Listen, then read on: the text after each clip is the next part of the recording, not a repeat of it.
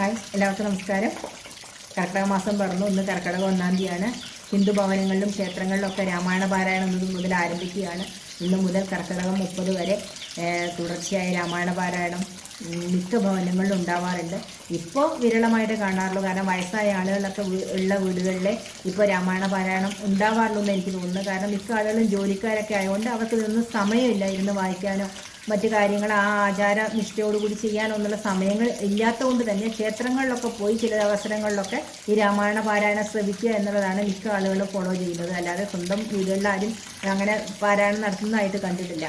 വയസ്സായ ആളുകളിലൂടെയൊക്കെ ഫോളോ ചെയ്യുന്നുണ്ട്. ചില ആളുകളൊക്കെ ആ സാമ്പ്രദായികമായ രീതിയിൽ അതിൻ്റെ മുന്നോട്ട് കൊണ്ടുപോകുന്നതായിട്ട് കണ്ടിട്ടുണ്ട്. കർക്കിടക മാസത്തിൽ ചില നാടുകളിലൊക്കെ ചില ആചാരങ്ങളൊക്കെ ഉണ്ട്. അപ്പോൾ എൻ്റെ നാട്ടിൽ ഒരു കർക്കിടകം എന്ന് പറഞ്ഞാൽ ഭയങ്കര വിശേഷമാണ്. എല്ലാ ജില്ലകളിലും അങ്ങനെ ഉണ്ടോയെന്നല്ല, പാലക്കാട് ജില്ലയിൽ അങ്ങനെയാണ്. കർക്കിടക മാസം ഭയങ്കര എന്താ പറയുക, വ്രതശുദ്ധിയോടുകൂടി മുന്നോട്ട് പോകണം എന്നുള്ള ഒരു കഠിനമായിട്ടുള്ളൊരു സിസ്റ്റം നിലനിൽക്കുന്ന ഒരു സ്ഥലമായിട്ട് തോന്നിയിട്ടുണ്ട്. ചില ജില്ലകളിലൊക്കെ ചിങ്ങമാസത്തിനാണ് പ്രാധാന്യം കൂടുതൽ. കാരണം ചിങ്ങമാസം എന്ന് പറഞ്ഞാൽ നമ്മുടെ മലയാളം വർഷം ആരംഭമാണ്. പിന്നെ അതുപോലെ തന്നെ ഓണം ഒക്കെ ആയിട്ട് ഭയങ്കര വർഷം മുഴുവൻ നിലനിൽക്കുന്ന ഒരു ഐശ്വര്യത്തിൻ്റെ തുടക്കമായിട്ടാണ് ചിങ്ങമാസത്തിനെ എല്ലാവരും കാണുന്നത്. അപ്പോൾ ചിങ്ങമാസത്തിനാണ് മിക്ക ജില്ലകളിലും പ്രാധാന്യം ഉള്ളത്. പക്ഷേ പാലക്കാട് ജില്ലയിൽ കർക്കിടക മാസത്തിനാണ് കൂടുതൽ പ്രാധാന്യമായിട്ട് എനിക്ക് തോന്നിയിട്ടുള്ളത്. രാമായണ മാസം ആയതുകൊണ്ട് മാത്രമല്ല എനിക്ക് തോന്നുന്നത് ഈ കർക്കിടക മാസം എന്ന് പറഞ്ഞാൽ പഞ്ഞമാസമായിട്ടാണ് അറിയപ്പെടുന്നത്. അപ്പോൾ പാലക്കാട് ജില്ല എന്ന് പറഞ്ഞാൽ കർഷകരുടെ ഒരു നാടാണ് അല്ലേ, കൃഷിക്കാരാണ് കൂടുതലും ഉണ്ടായിട്ടുള്ളത്. അപ്പോൾ അതുകൊണ്ടായിരിക്കും ഈ കർക്കിടക മാസത്തിന് ഇത്രയും പ്രാധാന്യം വന്നത്. കർക്കിടകം തുടങ്ങുന്നതിന് മുൻപ് വീടുകളെല്ലാം ശുദ്ധീകരിക്കുന്ന ഒരു പ്രക്രിയ അവിടെ നടക്കാറുണ്ട്. അതായത് ഡീപ്പ് ക്ലീനിങ്. സാധാരണ നമ്മൾ ക്ലീൻ ചെയ്യുന്ന പോലെ അല്ല ഡീപ്പ് ക്ലീനിങ്. വീട്ടിലുള്ള സർവ്വ സാധനങ്ങളും വലിച്ചു വാരി പുറത്തിട്ട് പൊടി മാറാലയൊക്കെ തട്ടി വേണ്ടാത്ത സാധനങ്ങളെല്ലാം വലിച്ചെറിഞ്ഞ് ജനലും വാതിലും എല്ലാം നനച്ച് തുടച്ച് ശുദ്ധീകരിക്കുന്ന ഒരു പ്രക്രിയയാണത്. കർക്കിടകം 1-ാം തീയതിക്ക് തലേ ദിവസം വീട് ശുദ്ധമായിട്ടുണ്ടാവും. എല്ലാ പഴയ സാധനങ്ങളെല്ലാം കളഞ്ഞ് പഴയ പാത്രങ്ങളെല്ലാം വലിച്ചു വാരി പുറത്തിട്ട് ഒട്ടുരുളി ആയാലും കിണ്ടി ആയാലും വിളക്കുകളായാലും നമ്മൾ ഉപയോഗിക്കാതിരിക്കുന്ന വസ്തുക്കൾ എന്തായാലും തന്നെ പുറത്ത് ഇട്ട് കഴുകി തുടച്ച് ഉണക്കിയെടുക്കുന്ന ഒരു ഇത്. അതെല്ലാം കഴിഞ്ഞിട്ട് 1-ാം തീയതിക്ക് തലേ ദിവസം ഈ വീട്ടിലുള്ള ഗൃഹനാഥ ഒരു പൊട്ടിയ മുറത്തിൽ അല്ലെങ്കിൽ കീറിയ മുറത്തിൽ, നമുക്കറിയാം ഇന്നൊക്കെ പ്ലാസ്റ്റിക് മുറമാണ്, പണ്ട് അങ്ങനെയല്ല ഓല കൊണ്ടും പിന്നെ മുള കൊണ്ടും ഒക്കെ നെയ്ത മുറങ്ങളാണ്. അപ്പോൾ അത് കുറേ യൂസ് ചെയ്ത് കഴിയുമ്പോൾ കീറിപ്പോരും അല്ലെങ്കിൽ പൊട്ടിപ്പോരും. അപ്പോൾ അങ്ങനെയുള്ള പൊട്ടിയതോ കീറിയതോ ആയിട്ടുള്ള ഒരു പഴയ മുറത്തിൽ കുറേ സാധനങ്ങൾ വെക്കും. അതായത് പൊട്ടിയ ചട്ടി, നമ്മൾ ഉപയോഗിച്ചുകൊണ്ടിരുന്ന ചട്ടിയുടെ കഷ്ണങ്ങളുണ്ടാകും പൊട്ടിയത്. അങ്ങനെ പൊട്ടിയ ചട്ടി, കുറച്ച് ഉപ്പ്, കുറച്ച് മുളക്, കുറച്ച് അരി, പിന്നെ ഒരു കരിക്കട്ട, പിന്നെ കരിന്തിരി, കത്തിയ തിരി ഉണ്ടല്ലോ, നമ്മൾ വിളക്ക് കത്തിച്ചിട്ട് കരിഞ്ഞ തിരി ഉണ്ടല്ലോ അത്, പിന്നെ ഒരു കുറ്റിച്ചൂല്, അങ്ങനെ കുറേ സാധനങ്ങൾ ഒരു മുറത്തിലാക്കും. പിന്നെ മൂലയിലൊക്കെ നമ്മൾ അടിച്ചു കോരിയ വേസ്റ്റ് അതൊക്കെ കൂടി ഒരു മുറത്തിലാക്കിയിട്ട് നമ്മൾ ഈ വീടിനകത്ത് കൊണ്ട് നടന്നിട്ട് മൊത്തം കൊണ്ട് നടന്നിട്ട് ചേട്ട പോയി ശിബോദിവ, ചേട്ട പോയി ശിബോദിവ എന്ന് ഉറക്കെ വിളിച്ചു പറയും. എന്നിട്ട് വീടിനകത്തെല്ലാം കൊണ്ട് നടന്നതിന് ശേഷം ഇത് കൊണ്ട് പുറത്തിറങ്ങിയിട്ട് വീടിന് ചുറ്റും നടന്നിട്ട് ഇതുപോലെ ചേട്ട പോയി ശിബോദിവ, ചേട്ട പോയി ശിബോദിവ എന്ന് ഉറക്കെ വിളിച്ചു പറയും.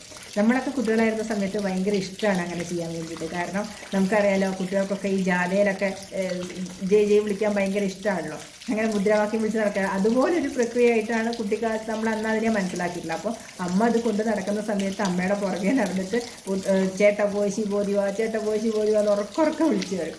എന്നിട്ട് ഇത് വീടിന് ചുറ്റും കൊണ്ട് നടന്ന ശേഷം ഇത് പുറത്തേക്ക് ഗേറ്റിന് വെളിയിലേക്ക് വീടിന് പുറത്തേക്ക് കൊണ്ടുപോകും. പുറത്തെ വഴിയിൽ എവിടെയെങ്കിലും ഒരു മൂലയൊക്കെ ഉണ്ടാവുമല്ലോ, പിന്നെ റോഡ് സൈഡിലൊരു മൂല, ഒരു കോർണറൊക്കെ ഉണ്ടാവും. ഈ വേസ്റ്റൊക്കെ നമ്മൾ കളയുന്നതോ അല്ലെങ്കിൽ പുറത്തെ ചപ്പ് ചവറുകളൊക്കെ അടിച്ചു കൂട്ടുന്ന സ്ഥലം ഉണ്ടാവും, അല്ലെങ്കിൽ ഒഴിഞ്ഞ പറമ്പുണ്ടാവും. അവിടെ എവിടെയെങ്കിലും ഇത് കൊണ്ടുപോയി ഇടും. എനിക്ക് തോന്നുന്നു അടുത്തടുത്തുള്ള വീടുകളിൽ ഉള്ള എല്ലാവരും തന്നെ ഒരേ സ്ഥലത്താണ് ഇത് കൊണ്ട് കളയാറുള്ളത്, ഒരേ സ്ഥലത്താണ് കൊണ്ടിടാറുള്ളത്. പിന്നെ അങ്ങനെ ഈ ദ്രവിച്ചു പോകാത്ത വസ്തുക്കളൊന്നും അല്ലല്ലോ, ഒക്കെ അവിടെ കിടന്ന് പ്ലാസ്റ്റിക് പോലുള്ള സാധനങ്ങളൊന്നും അല്ലല്ലോ. അപ്പോൾ അതുകൊണ്ട് തന്നെ എല്ലാവരും ഒരേ സ്ഥലത്ത് തന്നെയാണ് ഇത് കൊണ്ടിടാറ്. ഇത് കൊണ്ടിട്ട ശേഷം തിരിഞ്ഞു നോക്കരുതെന്നാണ് പറയുന്നത്. ഇത് വീട്ടിൽ നിന്ന് പുറത്തിറങ്ങുമ്പോൾ തന്നെ ഇത് കയ്യിലുള്ളപ്പോൾ തിരിഞ്ഞു നോക്കരുത്. തിരിഞ്ഞു നോക്കാതെ വേണം ഇത് കൊണ്ടിടാൻ വേണ്ടി പോകാൻ. എന്നിട്ട് ഇത് കൊണ്ടിട്ട ശേഷവും തിരിഞ്ഞു നോക്കരുത്, ആ ഇട്ട സ്ഥലത്തേക്ക് വീണ്ടും നോക്കരുത്.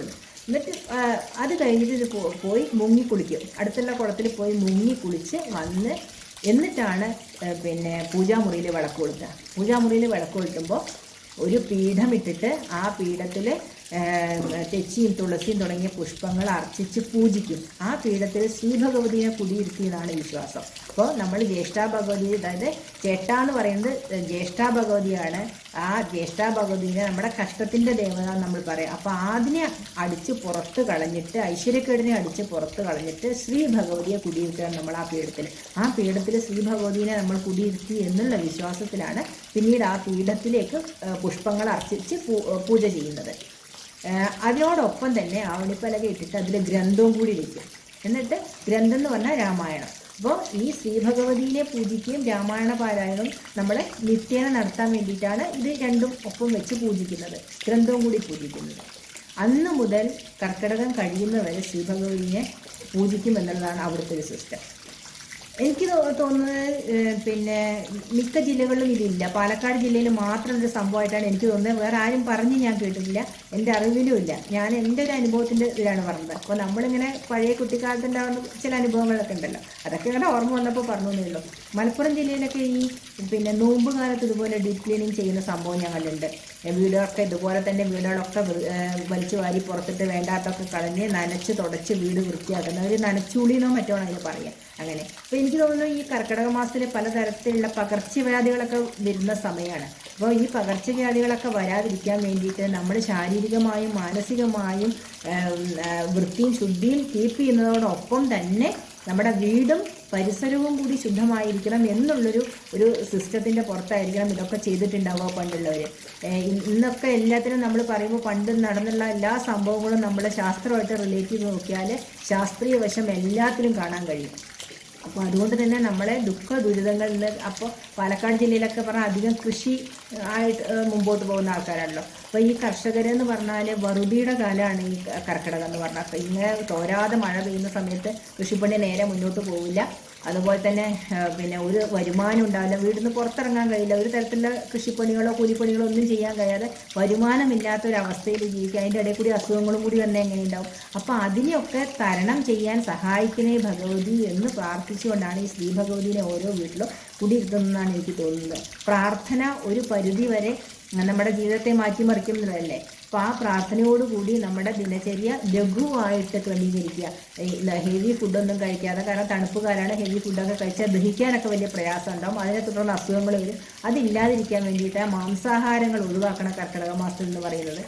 ഇലക്കറികൾ കഴിക്കണം. ഇലക്കറികളാകുമ്പോൾ പെട്ടെന്ന് ദഹിക്കും. അപ്പോൾ അതുകൊണ്ട് തന്നെ പിന്നെ കിട്ടാനും എളുപ്പമാണ് ഇലക്കറികളാകുമ്പോൾ. ഇപ്പോൾ ഈ മഴക്കാലത്തെ ഇലകൾ ധാരാളം വളരുന്ന സമയമാണ്. അപ്പോൾ അതുകൊണ്ട് തന്നെ ഇല കിട്ടാനും എളുപ്പമാണ്. അപ്പോൾ അതുകൊണ്ട് തന്നെ ധാരാളം ഇലക്കറികൾ കഴിക്കണം എന്നൊക്കെ പറയുന്നത്. തേച്ച് കുളിക്കണം എന്ന് പറയുന്നത് ഈ മഴക്കാലത്ത് നമ്മുടെ ശരീരത്തിൻ്റെ സ്കിന്നൊക്കെ വരളുന്നൊരു സമയമാണ് അല്ലേ. നമ്മൾ ഈ സമയത്ത് വെള്ളം കുടിക്കാനൊക്കെ മെനക്കില്ല, തണുപ്പായതുകൊണ്ട് അധികം വെള്ളം കുടിക്കാൻ മടി കാണിക്കുന്ന ആളുകളാണ്. അപ്പോൾ സ്കിന്നിന് വരൾച്ചയൊക്കെ ഉണ്ടാകും. അത് ഒരു പരിധി വരെ തടയാൻ വേണ്ടിയിട്ടാണ് ഈ തേച്ച് കുളി.